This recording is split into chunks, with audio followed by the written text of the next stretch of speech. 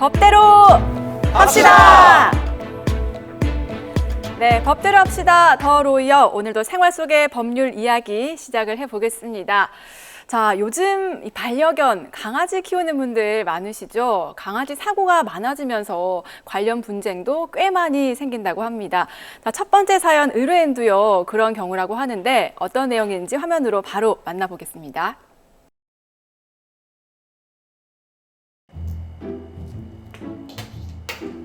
우리 볼이 진짜 예쁘네. 나나, 우리 나나 말조차 듣고 최고다. 응?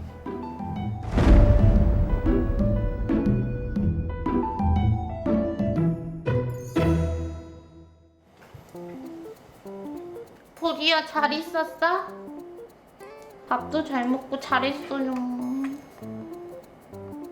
그럼 이제 언니랑 산책 갈까?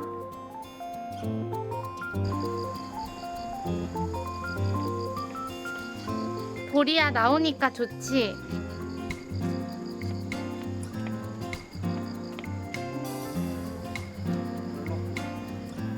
일로 와. 나나야, 오랜만에 나와서 좋나? 응? 네 지난번처럼 그렇게 짖고 그러면 안 된다. 응? 자, 이제 놀이할까? 어? 가자.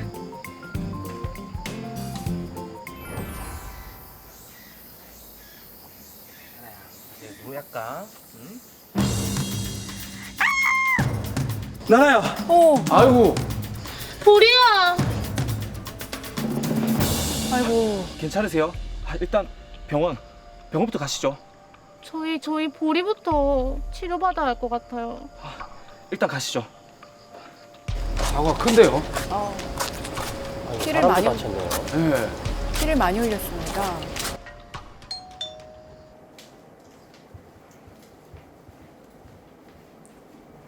어떻게 오셨어요? 치료는 잘 받으셨어요? 아, 네. 정말 죄송합니다. 저희 나나 때문에 다치기까지 하시고. 사고는 어쩔 수 없고요. 치료비는 주실 거죠? 네, 당연히 드려야죠.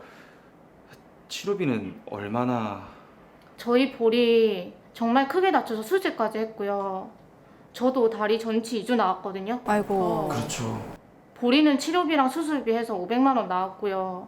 저도 100만 원 정도 되고요. 치료비 영수증 보여드릴까요? 아닙니다. 일체 손해배상 저희가 해드리겠습니다. 네, 그럼 뭐... 계좌랑 저한테 보내주시면 최대한 빨리 해결해드리겠습니다. 정말 죄송합니다. 뭐 알겠어요. 뭐 일단 원만하게 해결되는 것 같은데요?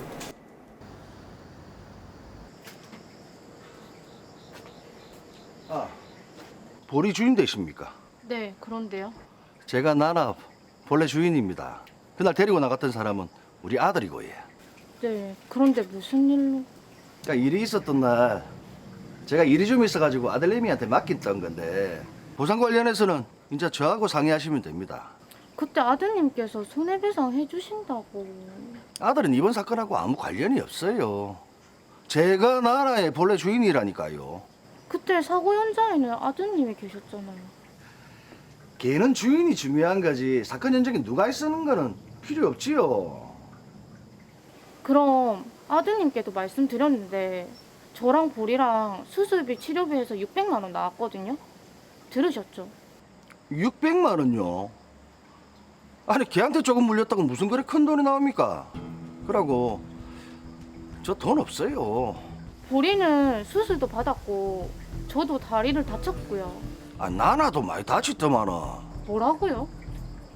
그러니까 내가 600만 원 다 못 드리고 200만 원 어때요? 200이요? 200도 많이 드리는 겁니다. 개싸움에 이래 큰 돈이 오간다는 게 말이 됩니까? 그래도 내 정도 되니까 그래 도리를 하는 거지. 어쨌든 200의 합의를 볼 건지 말 건지는 잘 생각해 보세요.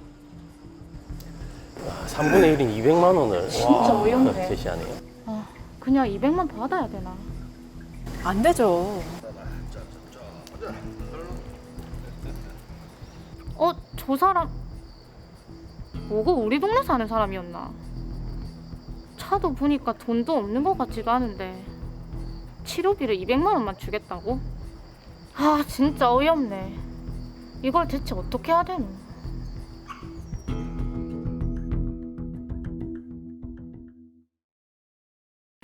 자, 우발적인 사고를 어떻게 하겠습니까? 많은 좀 후속 대처가 미흡했던 것 같아요. 그렇습니다. 예. 저도 그 의견에 뭐 적극 동참하는 바인데 음. 중요한 거는 이제 사건 해결을 위해서는 먼저 정리부터 해야 되지 않겠습니까? 네. 정리해 보겠습니다.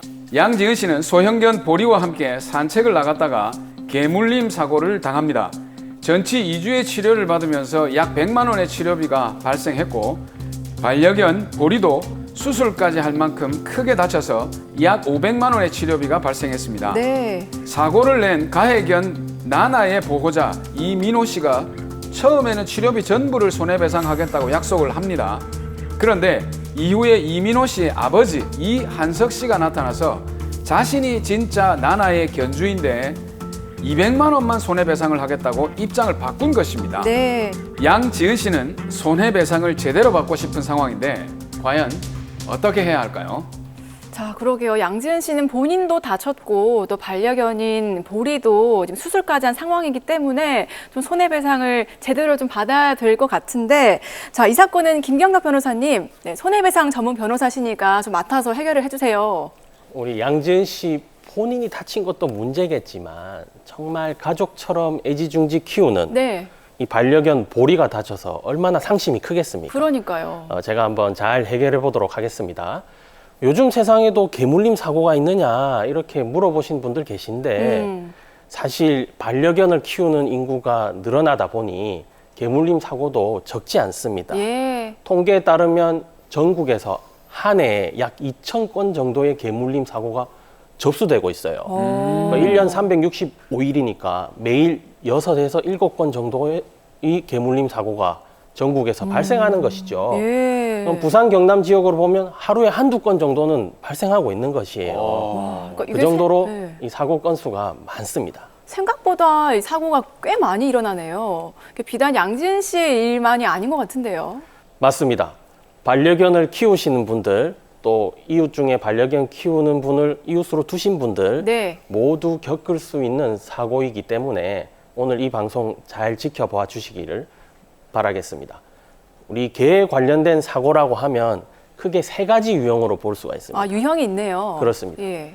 첫 번째는 개가 다른 개를 공격한 경우, 어. 그리고 개가 사람을 물어서 다치게 한 경우, 예.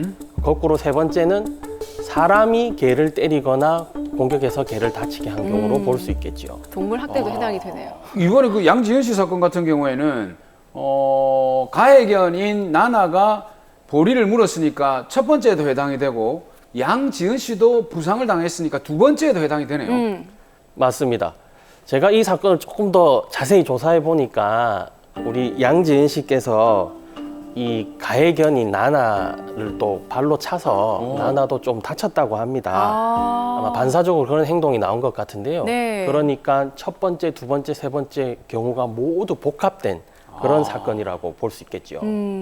자, 그럼 개물림 그 사고 유형이 3가지가 있다고 말씀해 주셨는데 그 뭐 형태나 어떤 그 유형에 따라서 법적인 뭐 처벌이나 그런 대처가 달라지나요? 그렇습니다. 예. 개에게 물린 경우 우리 민법에서는 동물 점유자에게 이에 대한 책임이 있다고 보고 있습니다. 네네. 민법 제759조 제1항에 따르면 동물의 점유자는 그 동물이 타인에게 가한 손해를 배상할 책임이 있다고 규정하고 있습니다.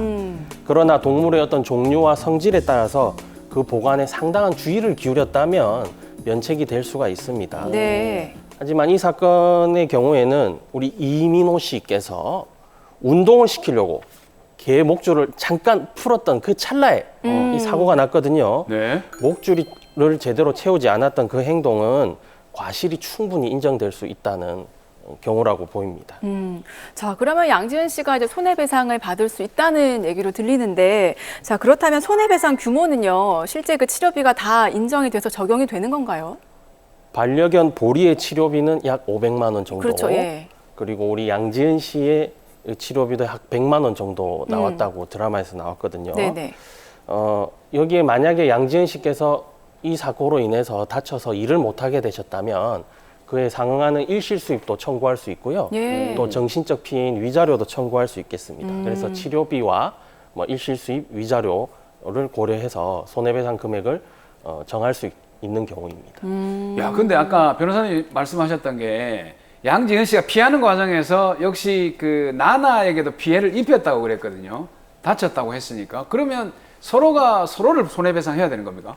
네, 양지은 씨가 뭐 특별한 이유 없이 발로 차서 나나가 다쳤다면 손해를 배상할 수도 있겠지요. 네. 하지만 드라마의 경우는 아마 양지은 씨께서 자신을 방어하기 위해서 부득이하게 이 손해를 가한 행위로 볼 수 있겠습니다.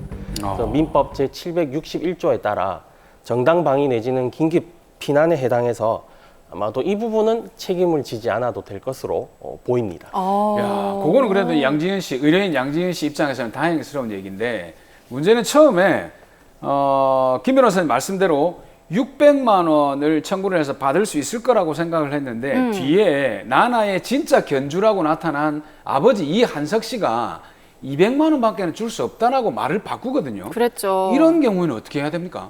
우리 민법 제765조 제1항에 따르면 고의 중대한 과실이 아니고 또 이렇게 손해를 배상했을 때 이 배상하는 사람의 생계에 중대한 영향을 미치는 경우에는 그 배상 금액을 좀 깎아주는 규정이 있습니다. 네. 그런데 이 드라마에 보니까 마지막에 보니까 이한석 씨, 이민호 씨 이 부자는 좋은 고급 승용 잘 타고 다니시고 그러니까요. 또 사실 그렇게 생계 어려움을 겪는 분은 아닌 것 같아요. 그래서 이러한 경우에는 손해배상 금액을 감액할 수 있는 경우에 해당되지 않는 것으로 보이고요.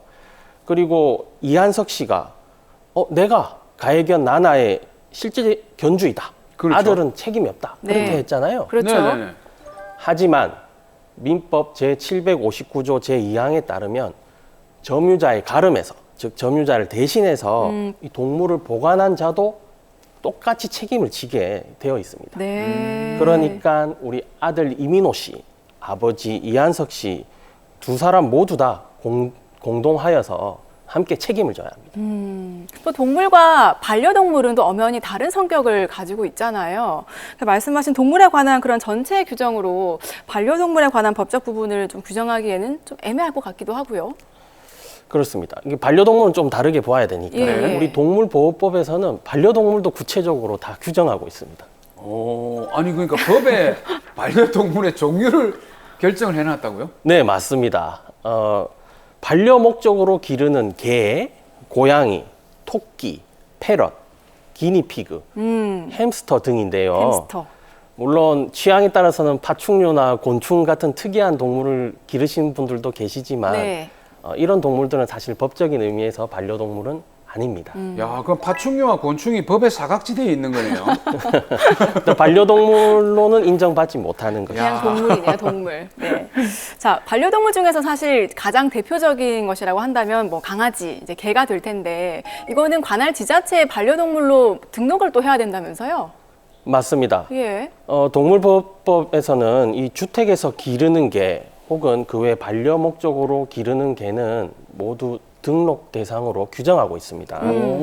만약에 등록하지 않은 경우에는 100만 원 이하의 과태료가 부과됩니다. 오. 또 잃어버렸을 경우 우리가 분실하거나 잃어버렸을 경우에는 10일 이내에 이를 신고해야 합니다. 예. 신고하지 않으면 마찬가지로 50만 원 이하의 과태료가 부과되고요. 그래요? 또 주인이 바뀌었다. 그러면 그렇게 소유권이 이전된 날로부터 30일 이내에 신고하셔야 됩니다. 이것도 위반하면 50만 원 이하의 과태료가 부과됩니다. 또 고양이도 등록해야 되냐라고 물으신 분들도 많은데 예, 예. 고양이는 등록 의무 대상은 아닙니다만 등록이 가능합니다. 일단 동물을 등록을 하게 되면 뭐 잃어버렸을 경우 쉽게 찾을 수 있고 네. 또 그 외에도 관련 혜택이 많으니까 개든 고양이든 집에 반려 목적으로 기르는 동물이 있다면 등록을 하시기를 권유드리고 싶습니다. 이건 좀 몰랐던 사실인데 그러게요. 반려동물은 등록을 하면 굉장히 좋은 점이 많다. 꼭 기억을 해야 될 것 같습니다. 그냥 키우는 게 아니네요. 그럼요. 예. 근데 이제 중요한 게 이 사건에서는 그 목줄을 살짝 풀었다가 사고가 난 거지 않습니까? 제 주변에 다니고 보면 목줄을 하지 않고 다니는 사람도 꽤 있거든요. 맞아. 예. 그럴 경우에는 좀 당연히 처벌을 받아야 되는 거 아니겠습니까? 맞습니다. 등록 대상 동물인 이 개의 목줄 등 안전 조치를 제대로 지키지 않았을 경우에는 50만 원 이하의 과태료가 부과됩니다. 오. 사고 여부와 관계없이요. 예. 네. 그리고 개물림 사고가 발생해서 크게 문제가 되고 있는 건 우리가 맹견이라고 부르는 특정한 종류의 개들인데요. 그렇죠. 예. 이 맹견도 법으로 그 종류가 구체적으로 지정되어 있습니다. 아, 그래요? 예. 화면을 보시면 첫 번째 도사견, 그리고 아메리칸 피플 테리어, 네. 아메리칸 스테퍼드셔 테리어, 스테퍼드셔 불 테리어, 로트와일러 이 5종과 그 각각의 잡종의 개들은 맹견으로 분류가 되어서 특별히 신경을 써야 되는 그런 견종들입니다. 오. 아무래도 또 맹견 키우시는 분들은 뭐 목줄뿐만이 아니라 입마개도 좀 가지고 다니고 맞아요. 예, 신경을 좀 많이 쓰시는 것 같더라고요. 우선 맹견을 키우시게 되면 많은 법적인 제약이 따릅니다. 우선 맹견을 기르는 곳에서 벗어나게 하시면 안 되고요. 네. 또 만약에 외출을 해야 한다면 3개월 이상의 원령의 맹견은 동반해서 외출하면서 목줄과 입마개를 모두 다 착용해야 합니다. 네. 그리고 탈출을 방지하기 위한 이동 장치도 반드시 필요합니다. 네. 또 맹견 소유자는 법에서 정해진 정기적인 교육도 이수하셔야 합니다. 신규 등록한 경우에는 취득 후 6개월 이내에 3시간짜리 교육을 받으셔야 되고요. 네. 그 이후로도 매년 정기적으로 3시간씩 교육을 이수하셔야 합니다. 이게 꼬박꼬박 교육 받기도 참 쉽지가 않을 것 같고 네. 또 깜빡하고 지나가 버리면은 교육을 못 받는 경우도 있을 것 같은데 그럼 교육 못 받으면 뭐 다른 처벌이 있습니까? 자, 교육을 받지 않으면 무려 300만 원 이하의 과태료가 부과됩니다. 예. 관리를 소홀히 한 경우도 마찬가지고요. 만약에 간혹 이 맹견을 키우다가 힘들어서 버리거나 유기하시게 되면 네. 3년 이하의 징역, 3천만 원 이하의 벌금의 무거운 형사처벌에 처해질 수 있습니다. 이야. 그러면 개물림 사고를 좀 사전에 예방하기 위해서 견주들이 가져야 될 어떤 생각이나 어떤 대처 방법 이런 게 좀 있을까요? 제 생각에는 이 견주분들의 인식이 좀 많이 바뀌어야 될 것 같습니다. 최근에는 많이 나아졌다고는 하지만 네. 목줄을 제대로 채우지 않은 개를 보고 누군가가 목줄 좀 채워주세요라고 말을 하면 우리 개는 안 물어요, 우리 개는 순해요라고 맞아요. 하죠. 네, 맞아요. 맞아요. 맞습니다. 예. 이 대수롭지 않게 생각하시는 분들이 몇 분 계시거든요. 제가 동물 등록제를 홍보하는 포스터에서 보았던 표어가 생각납니다. 뭡니까? 우리 개는 안 물어요, 주인이 벌금 물어요. 아, 맞는 어쨌든 말이네요. 예. 무네요. 이처럼 개 목줄 안전 장치 등은 이웃에 대한 필수적인 배려 요소라는 점을 반드시 기억해 두시고 또 이러한 사고를 예방할 수 있는 적극적인 조치를 취해 주시기를 당부드립니다. 자, 마지막으로 양지은 씨에게 다시 한번 해결책 정리해 볼까요? 양지은 씨는 이민호, 이한석 씨 부자를 두 사람 다 공동으로 피고로 삼아서 민사상 손해배상 청구 소송을 제기하실 수 있고 또 충분히 승소 가능성이 높아 보입니다. 양지은 씨가 우리 이 개 치료비 500만 원, 그리고 본인의 치료비 100만 원을 더해서 600만 원, 여기에 뭐 위자료는 한 500만 원 정도를 책정을 해서 약 한 1,100만 원 정도를 청구하신다면 좋은 결과를 얻을 수 있을 것으로 보입니다.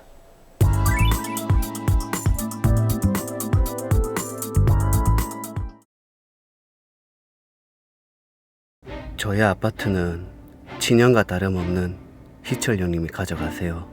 영준아,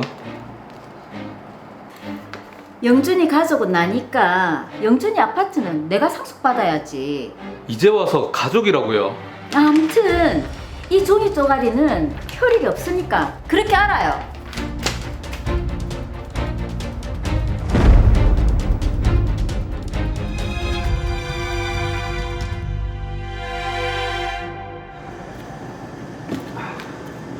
영준아, 요새 얼굴이 왜 이래 안 좋노? 그냥 일도 힘들고 사는 게 그저 그렇네요. 요새 배달일 많지?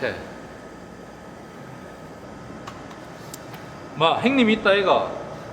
일 많으면 내가 도와줄게. 우리 일 빨리 끝내고 맛있는 거 사 먹으러 가자. 집에서 또 정승 들지 말고. 알겠습니다, 형님. 가시죠.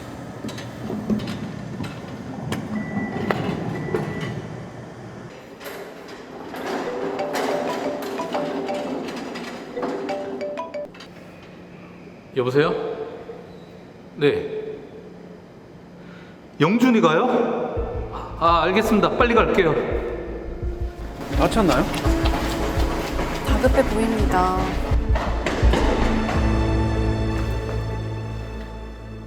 영준아, 괜찮나?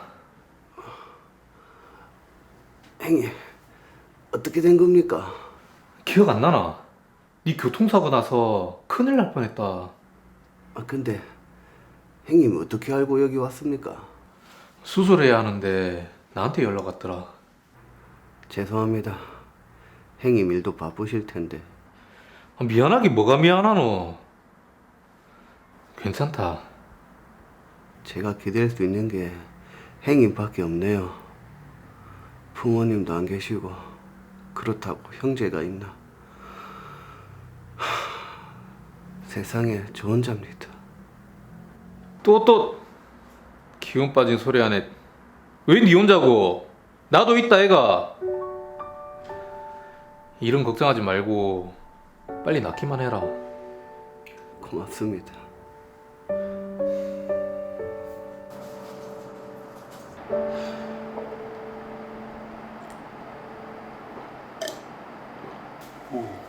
야야야야.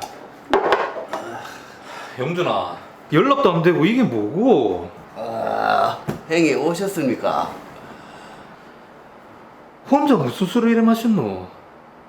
밥은 먹고 이래 먹었나? 역시 내 생각에 해주는 건 우리 희철이 형님밖에 없네. 새삼스럽게 술 많이 먹었네. 형님, 진짜 너무 힘듭니다. 가족도 친구도 없고 사고 후유증으로 걷는 것도 힘들고. 형님, 진짜 세상 살기 싫습니다. 니 술 많이 취했네. 이상한 생각 그만하고 들어 자라. 가자. 아, 형님 아니었으면 어쩔 뻔했어요. 또 전화를 안 받네. 밥은 먹고 다니나? 아, 자석. 형님 걱정되고 그러.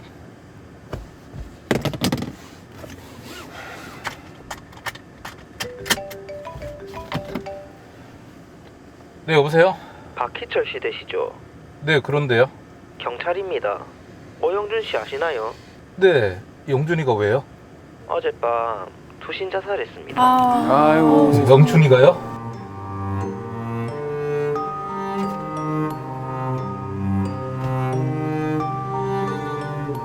영준아, 이게 무슨 일이고? 영준아. 영준아, 이제 그곳에서는 외롭지 말고 잘 지내라.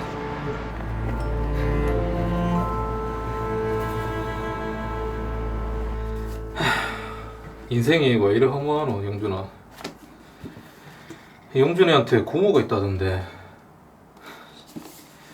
조카가 죽었다는데 장례식장에 오지도 않고.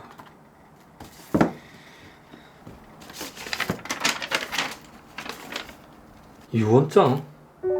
저희 아파트는 친형과 다름없는 희철 형님이 가져가세요. 영준아, 왜 이 집을 나한테? 영준아,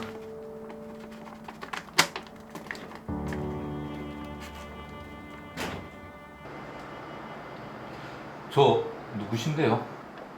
저 영준이 고모인데 그쪽은 누구신지. 아, 저는 영준이랑 친한 회사 형입니다. 근데 친한 형이 영준이 집에는 왜 있는데요?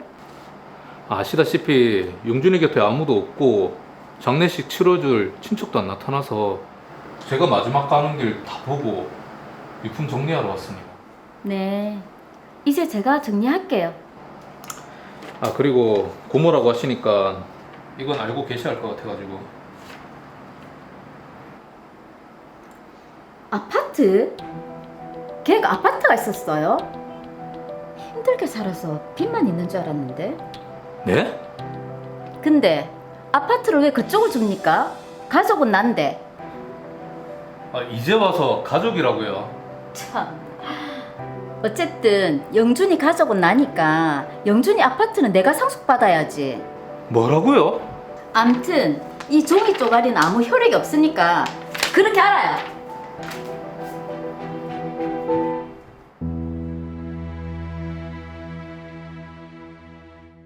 네, 오영준 씨 너무 안타깝고 또 가슴이 먹먹합니다. 자, 그리고 오영준 씨를 친동생처럼 대해줬던 의뢰인 박희철 씨는 또 얼마나 마음이 아프겠습니까? 자, 그런데 장례식장에도 정말 오지 않았던 고모가 나타나서 이 오영준 씨 아파트를 자기가 상속받아야 된다라고 주장을 하는데 이게 참 황당하네요. 그렇게 그리워할 때는 나타나지도 않더니 뜬금없이 나타나셔서는 참. 일단 사건 정리부터 해보도록 하겠습니다. 네. 의뢰인 박희철 씨와 오영준 씨는 호형호재하던 회사 동료였습니다. 어린 시절 부모님을 여의고 혼자였던 오영준 씨는 자신의 처지를 비관하며 극단적인 선택을 하게 됩니다. 이에 박희철 씨가 오영준 씨의 장례도 직접 치러주고 유품 정리를 하게 됩니다. 그러다가 오영준 씨의 일기장에서 아파트를 자신에게 주겠다는 자필 유언장을 발견하게 되는데요. 그런데 이때 아무런 왕래가 없었던 오영준 씨의 고모가 와서 자신이 상속인이라며 오영준 씨의 아파트는 자신이 상속받아야 한다고 주장을 하고 있습니다. 네, 정말 고모가 장례식장에 코빼기도 안 보이고 정말 무관심하더니 상속 재산에만 관심을 보이고 있습니다. 참 너무한데, 자, 일단은 그럼 오영준 씨의 고모가요, 법적 상속인이 맞습니까? 네, 맞습니다. 오영준 씨의 경우 방금 드라마에서 보다시피 직계 비소, 직계 존소, 형제 자매 아무도 없기 때문에 사촌 이내의 반계 혈족인 고모가 법정 상속인이 됩니다. 야, 오영준 씨가 쓴 지금 유언장이 나왔지 않습니까? 예. 이거 같으면 어떻게 법적 효력을 인정받을 수 있을까요? 예, 효력이 있습니다. 이것을 자필 증서에 의한 유언이라고 하는데요. 네. 유언자가 직접 자필로 유언 증서를 작성한 경우를 말합니다. 그런데 자필 증서에 의한 유언장을 작성할 때는 반드시 들어가야 되는 내용이 있습니다. 그래요? 사무장님, 예? 그 내용들에는 뭐 어떤 게 있을까요?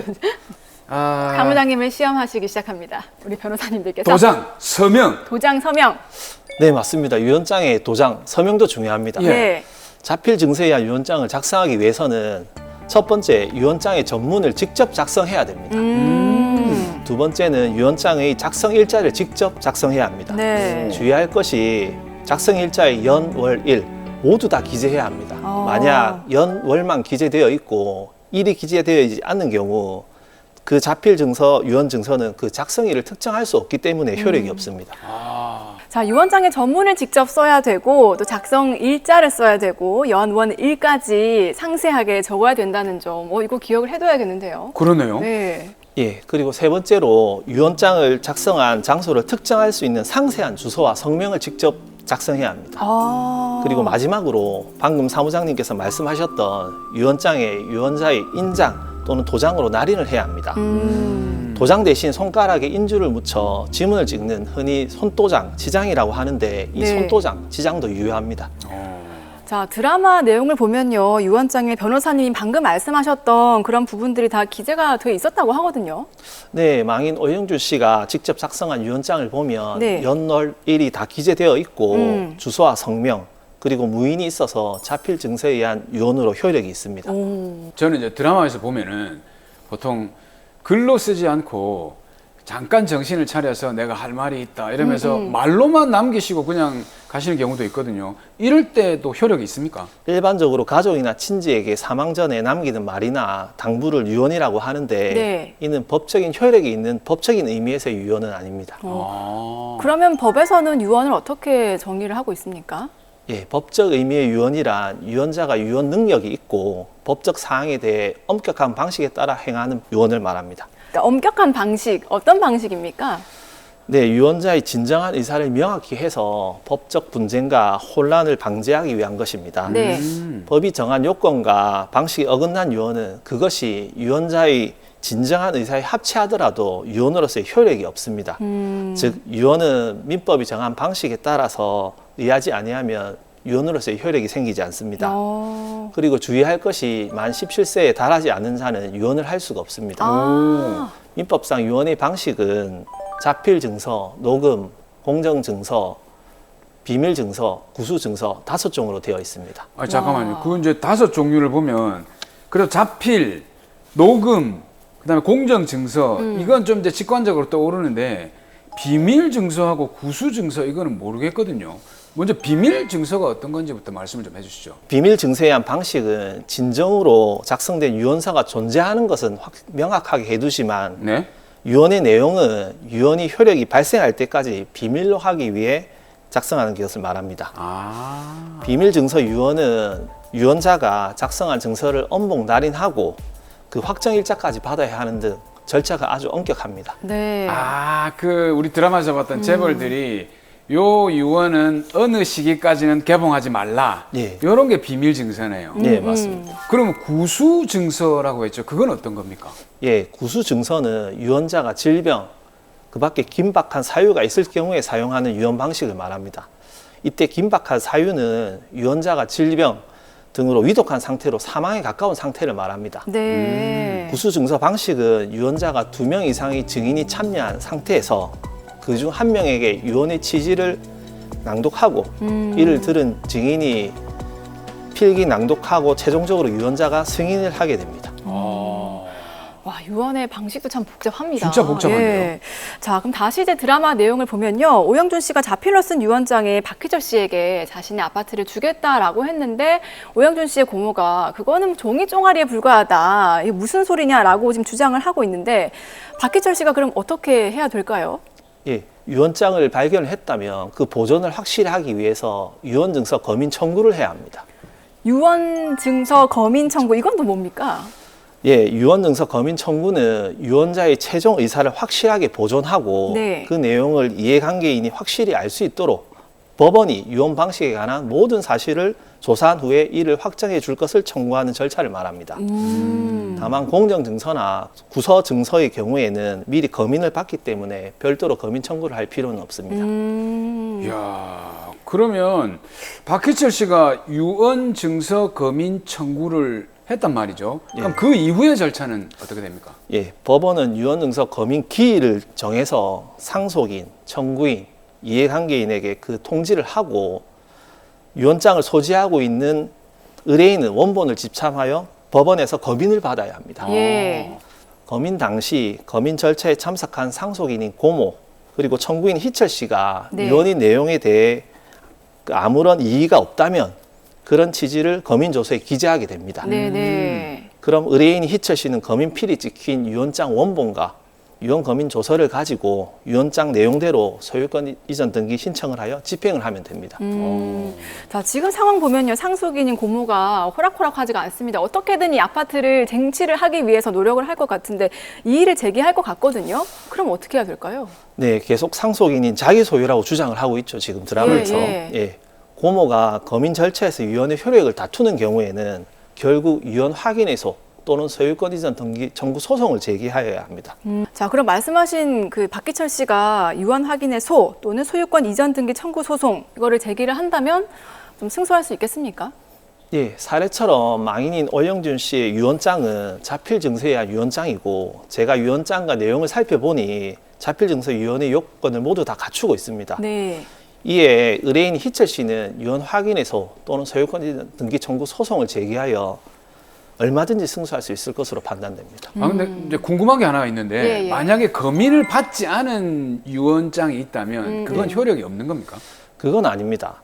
민법 제1091조 제1항 유언 증서에 대한 법인의 검인은 유언의 방식에 관한 사실을 조사함으로써 네. 그 유언장의 위조 변조를 방지하고 그 보존을 확실하기 위한 절차일 뿐으로 유언 증서의 효력 여부를 심판하는 절차는 아닙니다. 따라서 적법한 유언 증서는 유언자의 사망에 의하여 곧바로 그 효력이 발생하고 그 검인이나 개봉 절차의 유무에 의하여 효력에 영향을 받지는 않습니다. 자, 마지막으로 그럼 의뢰인 박희철 씨를 위한 솔루션 한 번 더 다시 정리를 해볼까요? 의뢰인 희철 씨는 우선 유언장의 위조 변조를 방지하고 그 보존을 위해서 유언증서 검인 청구를 해야 합니다. 그리고 법원의 유언증서 검인 절차에서 망인의 상속인인 고모가 이의를 제기하지 않는다면 유언장 내용대로 집행을 하실 수 있습니다. 네. 만약 검인 절차에서 고모가 이의를 제기한다면 유언 확인의소 또는 소유권 이전 등기 청구 소송을 제기하여 유언 내용대로 집행을 할 수가 있습니다.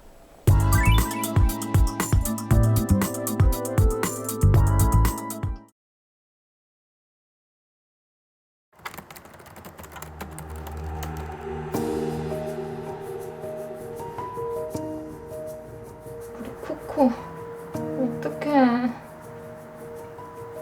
아, 진짜. 괜히 그 병원에 데려가서.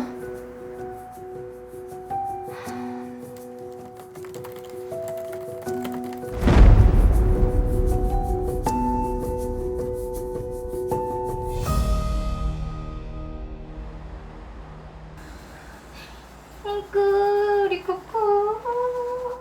누구 닮아서 이렇게 예뻐? 엄마 닮았나? 그나저나 우리 코코 예방접종을 해야 하는데 오늘 병원 가서 접종하는 김에 다른 데 이상은 없나 검사도 한번 해봐야겠다. 코코야, 준비하고 엄마랑 병원 가자.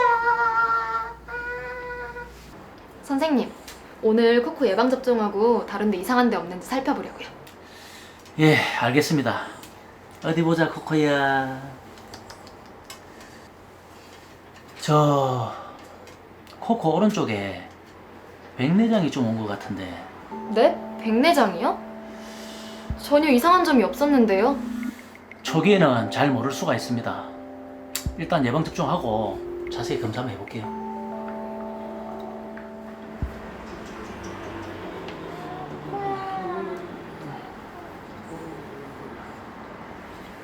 선생님, 우리 코코 어떤가요?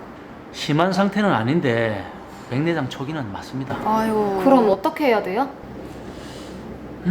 아무래도 그냥 두면 점점 더 심해질 수 있으니까 초기에 수술하는 게 좋을 것 같습니다. 수술이요? 예, 그렇게 큰 수술은 아니니까 너무 걱정 안 하셔도 됩니다. 알겠습니다.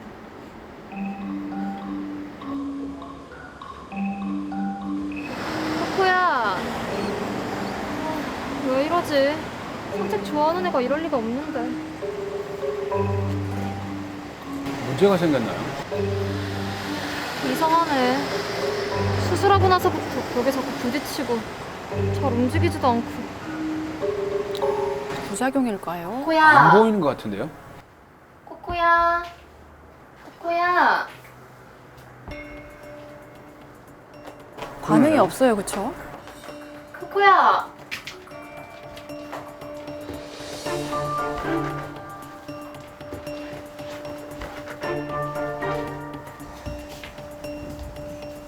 코코야, 너 왜 이래? 수술 잘못된 거 아니야? 코코야. 코코가 수술하고 나서 좀 이상합니다. 그래요? 수술은 잘 됐는데요?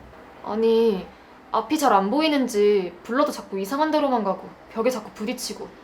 이거 수술 잘못된 거 아니에요? 수술에는 문제가 없었습니다. 근데 수술하고 나서부터 그러는데요? 뭐 관리를 잘 못했을 수도 있고. 관리를 잘 못했다니요. 선생님이 알려주신 대로 했거든요. 어쨌든 수술에는 문제가 없었습니다.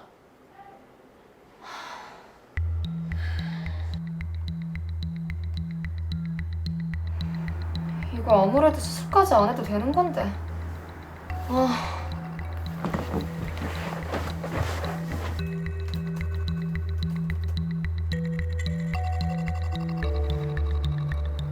코코, 어떡해. 아, 진짜. 내가 괜히 그 병원에 데려가서.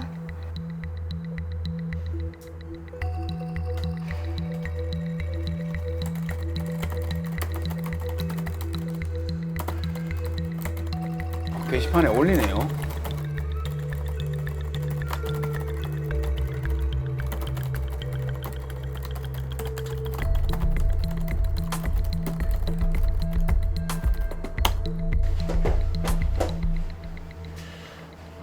요즘 왜 이래 손님이 없노?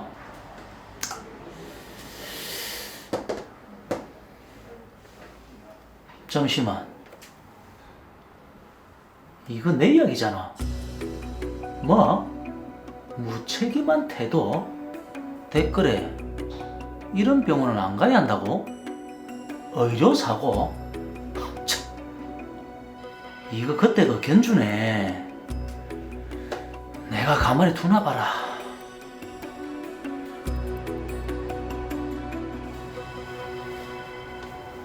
이게 뭐지?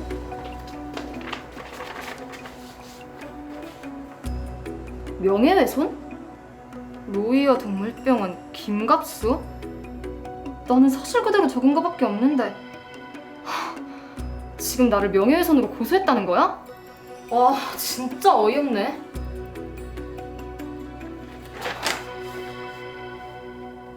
자, 가족처럼 정말 아끼는 반려견인데 수술 후에 코코가 전과는 다르고 어떻게 해야 될지 몰라서 인터넷 커뮤니티에 글을 올린 이 하나 씨 입장도 이해는 가요. 그렇죠. 네. 일단 저라도 마찬가지로 그런 대응이 나왔을 것 같은데 먼저 사건 정리부터 해보도록 하죠. 정하나 씨의 반려견 코코는 동물병원에서 백내장 초기라며 수술을 받았습니다. 그런데 수술 후 반려견 코코가 실명 위기까지 겪자 정하나 씨는 이런 사실을 인터넷 카페에 게시를 하는데요. 그 내용에는 동물병원의 이름과 수의사의 실명이 적혀 있었습니다. 네. 이 게시글로 인해서 동물병원의 매출이 떨어지자 수의사 김갑수 씨는 정하나 씨를 명예훼손죄로 고소한 상황입니다. 네, 자 저희가 이제 앞서도 반려동물에 관한 내용을 다뤘지만 요즘 반려견도 키우는 분들이 많아지면서 이런 사건이 종종 발생할 것 같습니다. 자 이번 드라마를 보면요, 정하나 씨가 올린 게시글이 사실에 없는 내용이거나 그리고 동물병원 원장을 심하게 비판한 내용은 없었는데, 네. 자 문지영 변호사님, 자 이 글이 명예훼손이 되나요? 결론부터 말씀드리자면 사실적시에 의한 명예훼손죄가 성립할 수 있습니다. 네. 정보통신망법 제70조에서는 사람을 비방할 목적으로 정보통신망을 통하여 공공연하게 사실 또는 거짓의 사실을 드러내어 다른 사람의 명예를 훼손한 경우를, 그리고 형법 제307조에서는 공연히 사실 또는 허위 사실을 적시하여 사람의 명예를 훼손한 경우를 명예훼손죄로 규정하고 있기 때문인데요. 정하나 씨의 경우에는 사실을 적시한 명예훼손죄로 처벌받을 가능성이 있습니다. 자, 공연히 사실 또는 허위의 사실이라고 하셨는데 있는 그대로 사실을 적어도 이게 명예훼손이 성립된다는 거죠?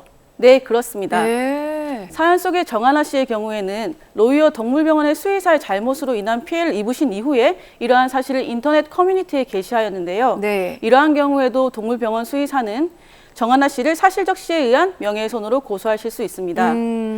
실제로도 최근 SNS나 카페나 인터넷 활동이 늘어나면서 사연 속 정하나 씨와 같이 사실적시 명예훼손으로 인한 분쟁이 많이 발생하고 있는 추세입니다. 야, 그럼 많이 발생을 하고 있다니까 사실적시 명예훼손을 판단하는 기준, 그런 게 좀 있지 않겠습니까? 네, 명예훼손죄 성립에 있어서 특히 문제가 되는 것은 특정성, 공연성, 그리고 사실의 적시인데요. 네. 먼저 특정성이라는 것은 피해자를 특정할 수 있는지의 문제인데요. 예를 들어서 부산에 있는 동물병원이라고만 하면 특정이 되었다고 보기는 어려울 것 같습니다. 그렇죠. 네. 그런데 부산에 있는 모 병원의 K병원이라는 식으로 이니셜이나 두 문자를 사용하시더라도 전체적으로 상대방이 누구인지 인식이 될 정도라면 네. 피해자가 특정되었다고 볼 수 있습니다. 두 번째로 공연성은 불특정 다수인이 인식할 수 있는 상태를 말합니다. 전파 가능성이라고도 하는데요. 네. 이는 말 그대로 전파될 가능성이 있는지를 판단하는 것이기 때문에 반드시 2인 이상에게 유포되어야 하는 것은 아니고 특정한 1인에게만 전달을 하시더라도 네. 불특정 다수에게 전파될 가능성이 있다면 공연성이 인정될 수 있습니다. 와, 그러면 예. 입이 싼 사람한테 전파를 하면 한 명한테만 전파해도 그게 충분히 가능성이 있네요. 그렇습니다. 네네네. 그러니까 이게 문자나 SNS 메신저로 단 한 사람에게만 저런 내용을 보내도 이제 공연성이 인정된다는 거잖아요. 네, 그렇습니다. 네. 문자나 SNS 메신저를 통해서 특정한 1인에게만 말씀을 하시더라도 전파 가능성이 있다면 공연성이 인정됩니다.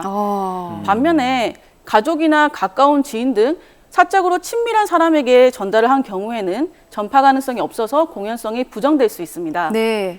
따라서 불특정 다수에게 공개되어 있는 인터넷 카페나 배달 어플, SNS 등에서는 공연성이 대부분 인정되기 때문에 특별히 맘카페나 반려동물 카페 등의 게시글이나 댓글을 다실 때에는 명예훼손죄가 문제된다고 보셔야 합니다.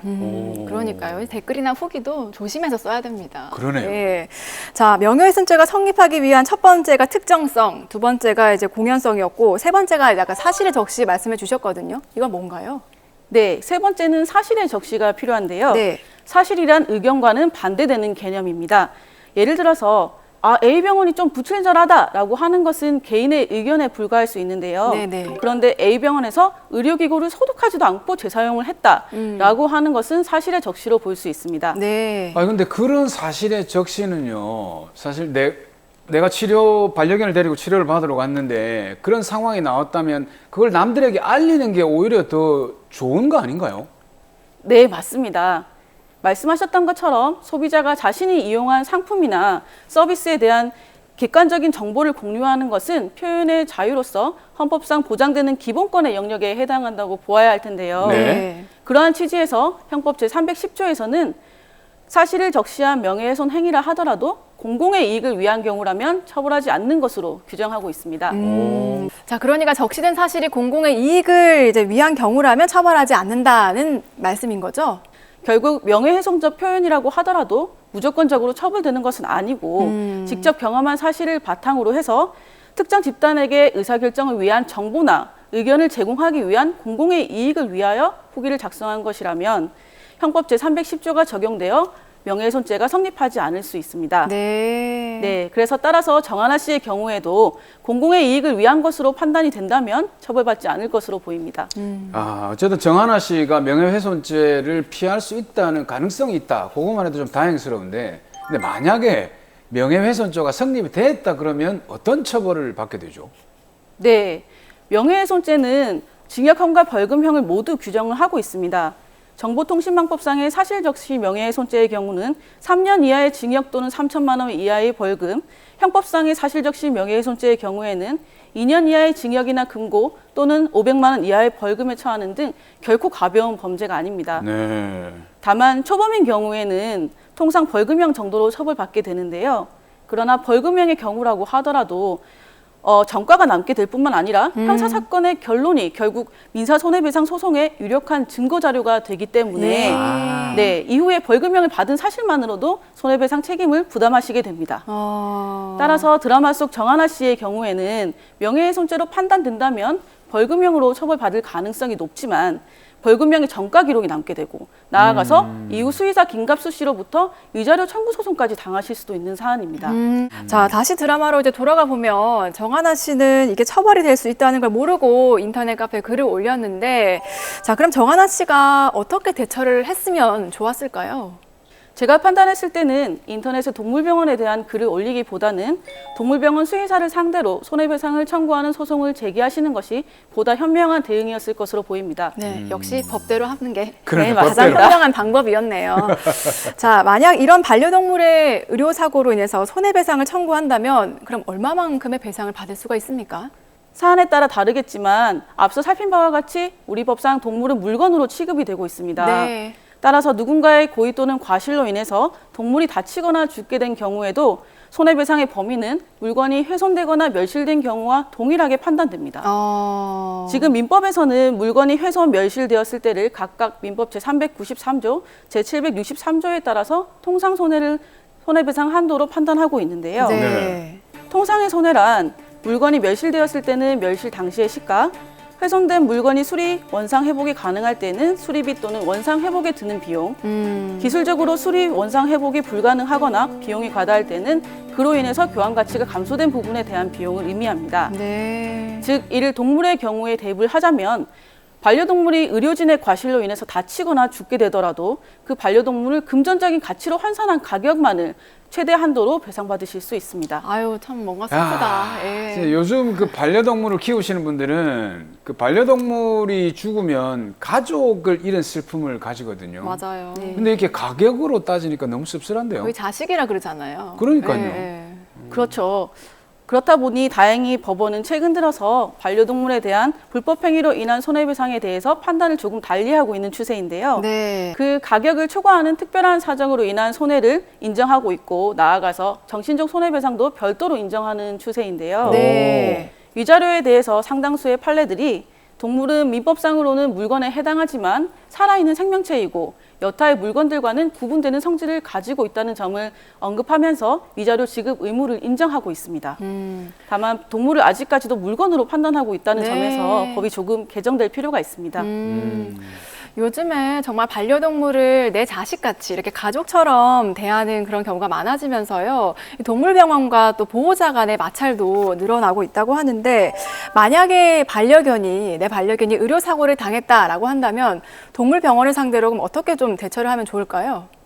물론 이런 의료사고가 발생하지 않는 것이 가장 좋을 것 같습니다. 예, 맞습니다. 다만 혹시라도 모를 분쟁에 대비하기 위해서는 중요한 진료를 받을 때마다 의료진으로부터 진료 상황에 대한 구체적인 설명을 듣고 진료 상황을 파악하실 필요가 있습니다. 네. 나아가서 문제의 소지가 있을 때에는 진료에 대한 구체적인 사실관계가 기재되어 있는 진료 기록부 등 증거 자료를 미리 확보해 두실 필요가 있습니다. 다만 이런 사고가 실제로 발생을 했다면 네. 병원 측으로부터 협조를 얻기는 굉장히 어려운 일일 텐데요. 그렇죠. 이러한 경우라면 반려동물의 보호자께서는 법원을 통해서 소송을 진행하셔야 할 것 같습니다. 소송을 진행하시면서 증거 보전이라든지 사실조회나 문서 제출 명령 신청을 통해서 증거 자료를 확보하셔야 될 것으로 보입니다. 자, 마지막으로 지금 엄청 속이 상한 의뢰인 우리 정하나 씨에게 한마디 남겨주시죠. 소비자 입장에서 자신이 직접 사용한 상품이나 서비스에 대한 후기를 작성하였는데 형사적인 분쟁에 휘말리게 됐다면 굉장히 당황스러우실 텐데요. 제대로 대응을 하지 못해서 형사 단계에서 유죄로 판단이 된다면 생각지도 못한 전가 기록이 남게 될 뿐만 아니라 향후로도 민사적인 손해배상 책임까지 부담하시게 되기 때문에 처음부터 적극적으로 대응하실 필요가 있습니다.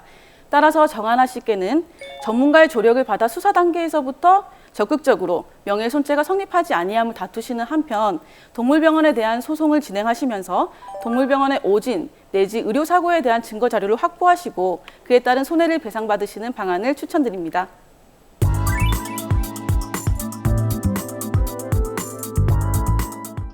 네, 오늘도 다양한 사연들을 통해서 우리 생활 속에 일어나는 법적 분쟁들 속 시원하게 해결을 해봤습니다. 저희 더 로이어와 함께 하시면요, 법에 대한 궁금증은 물론이고요, 여러 가지 소송이나 분쟁, 또 해결 방법까지 아실 수가 있으니까요, 매주 토요일 아침 놓치지 마시고 본방사수 해주시기 바랍니다. 자, 그리고 카카오톡 채널에서도 더 로이어 만나보실 수가 있는데요, 검색하셔서 친구 추가하시고 정보를 또 편안하게 이용을 해보시기 바랍니다. 네, 오늘 저희가 준비한 소식은 여기까지고요. 저희는 다음 시간에 더 재미있고 명쾌한 법 이야기로 찾아뵙도록 하겠습니다. 법대로 합시다!